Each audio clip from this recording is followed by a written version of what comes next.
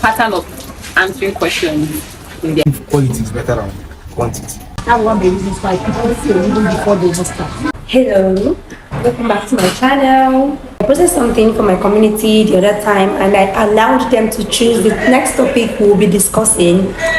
From what they picked, the one with the highest votes was reasons why students fail an exam despite studying hard, and that is what I'm going to be discussing today. But before then, I would love you to listen to some of my colleagues because I'm at work, so I had to interview a few of them so that I can see from their own point of view and you can also see from their own point of view why students fail an exam despite studying so hard for that exam.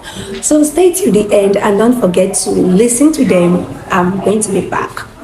Okay, one of the reasons why I feel that students don't pass exams even after studying hard is due to they probably don't take enough nap while reading or in between reading.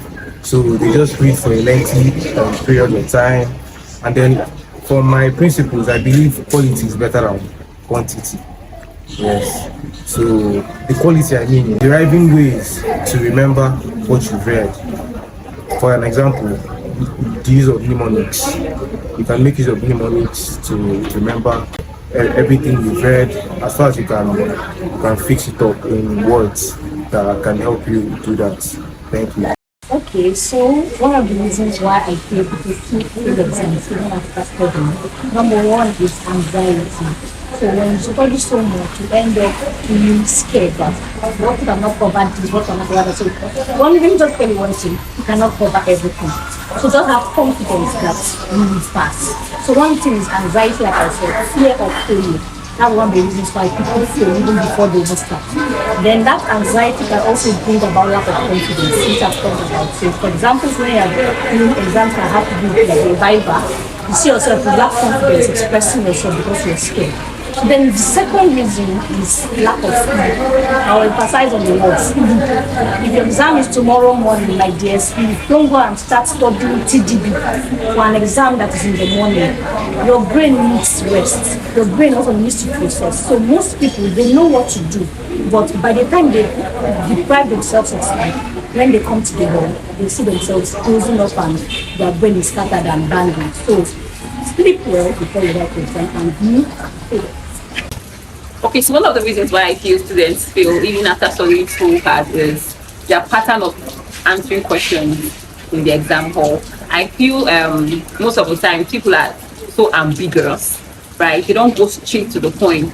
So it is one thing I learned when I was in school. It was answering your questions in a certain sequence, starting from the introduction down to different areas of parts, and then you conclude, right? So if you are the kind of person that writes so much, like so many things, and you make it hard for your examiner or marker to read what it is you have to write, right? There's a lot of work because there's so many things or so many questions they have to attend to, or so many people they have to attend to. So if you are giving him so much work to take time to understand what you're writing, I feel it's a lot for him. So when you go straight to the point, you write your introduction, you introduce, you read the types of things you have to talk about, you conclude, you're hitting the point and you're going straight to the point.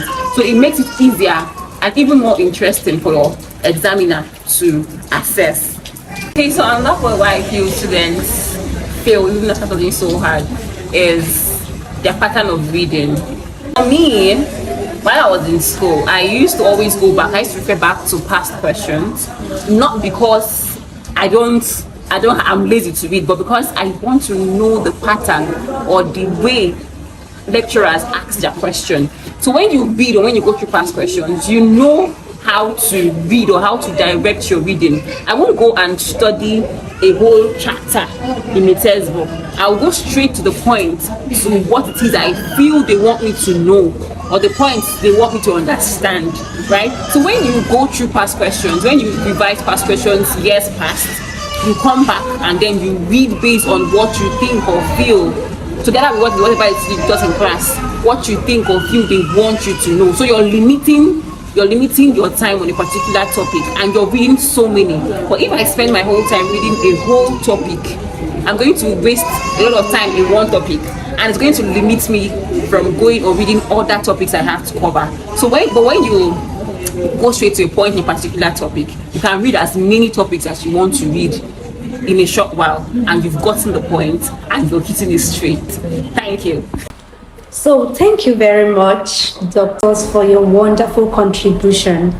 So you've heard all they have said, and yes, they made a lot of sense. So even if I did not say any other thing, I think you are going home with something, right? But then I'll still bring in some things. First of all, you said you studied hard for this exam. Have you asked yourself this question? Did I really study hard, or I burnt time? You know, work done is always equal to time taking times distance, right? But then when it comes to studying, work done is equal to time times efficiency times distance you've covered. Okay, so it's not all about spending the whole time studying something. It's always important to add efficiency to whatever work you think you are doing. And there is something we call pseudo work. And pseudo work is not work. Please try and remove that from your study technique. Most students don't study hard, in the sense that most times they are distracted, they are not focused towards getting the maximum knowledge from that particular thing. You see a student studying, but his mind is not there. He's simply studying because he wants to take it good that he has done that, but he's not focused. So if you've dedicated a particular time to study, please use that time to study. Eliminate every other thing that is taking your attention, that is taking your focus, and study. So if you want to study for 3 hours, let the 3 hours be for study and not for any other thing. And make sure you are concentrated so that you get the maximum knowledge from that. One of our speakers before said he values quality over quantity. So it's not amount of the subjects or the topics you covered a day that matters. It's what matters is what you are able to go home with by the end of the day. Okay? What you're able to go home with, what you can reproduce. He talked about mnemonics. Do you have a mnemonic? Do you have something that can help you remember what you've read? Okay, that's by the way. So let's go back to the next point. Post-study method.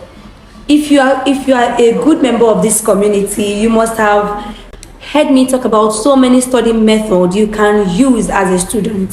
So are you making use of those study methods? I'm going to put up a video that's discussed about the study methods. Are you making use of the proper study method? How do you study? Do you end up reading your notes over and over again? Do you cram? Do you just, I don't know how you are studying, but there are different ways to study for this information to be in your head so that you can produce it in exam. Okay, so you have to be sure that you are using the right study method so that it's not when you get to the exam hall you tend to forget everything you've studied. Another important point that I want to make here is one mistake most students make, and I would like to point it out in this video, is familiarity trap. It happens to me almost all the time. It happens to me in med school. It happens to me in secondary school. It has been happening to me, and I can tell you about this. Familiarity trap. This trap will always break you into believing that you know this thing, that you know it. And sometimes when you get your notes and you want to read a particular thing, you just look at a noun is a name of, because your brain has already deceived you that, of course, you know, name of person, name of place or thing. So you will not now finish up the definition because in your brain you already know this thing. So you just leave it, and then you just look at it, and then the next thing you've closed that topic, and well, I know this topic. You are reading it and you are entering into this trap that you are so conversant with that particular topic. Have you ever listened to a music before? While the music is playing, you are singing along with the music, and it's like you are the next Sinach in town. Like you can say every word because you are singing along with the music, right? Imagine when you off the music and you are asked to sing that same song. Have you noticed that sometimes you struggle to remember the wordings? That is what familiarity trap does to us. It gets us into believing that we know this thing, that it's there because we are looking at our notes. One way to defeat this trap is by practicing active recall. With that, you are able to know what you have in your brain and what you don't have. Anywhere you discover that you are stuck, you go back and check that and then fill it up in your brain so that you will not be trapped.